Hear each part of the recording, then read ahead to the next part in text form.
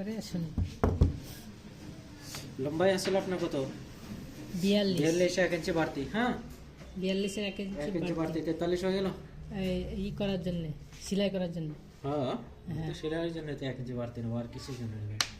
ঠিক আছে। কান্দা আছে কত? 15 হাফ হলো 7.5 হাফ ইঞ্চি সেলাই। হ্যাঁ। 8 সোয়া দুই গলা, 2 ইঞ্চি ডাউন।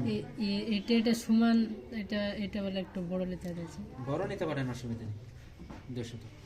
2 ইঞ্চি ডাউন হয়ে গেল। হ্যাঁ। তো সিনা ছিল 32, 4 ভাগের 1 ভাগ হলো 8, 1 ইঞ্চি কম নেবা 7 হ্যাঁ, হয়ে গেল। 7 এটা সিনার জন্য, বাজুর জন্য বাজু।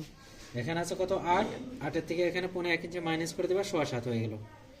এখন সিনা ছিল আপনার 32, লগে 4 ইঞ্চি ফিটিং এর জন্য বাড়িয়ে নেবেন, হলো কত? 36, 4 ভাগের 1 ভাগ 9, হাফ ইঞ্চি সেলাই, 9.5 হয়ে গেল। এখন 22 বা 22.5 23 এর ভিতরে হিপের মাপ নিবা, আর হিপটা আছে আপনার কত? 32। হ্যাঁ, 32 লগে কত ইঞ্চি বেশি করবো? 5 ইঞ্চি। মানে এটা 32 আর 5, সব মানে ছোট বড় হ্যাঁ, 5 ছোট ইঞ্চি। হোক বড় হোক সবারই। আর ওখানে 4। তাহলে আপনার কত হয়ে গেল? এখানে 32 আর 5 37, 4 ভাগের 1 ভাগ 9, হাফ ইঞ্চি সেলাই, 15.10 থেকে এখানে 1.5 ইঞ্চি বাড়িয়ে নেবেন, 6 হয়ে গেল। এটা তো মাপ নিলেন না, এটা ওটা মাপ না, এখান থেকে ডাইরেক্ট 1.5 ইঞ্চি বাড়াবো। ওয়ালাইকুম আসসালাম। ভালো আছে।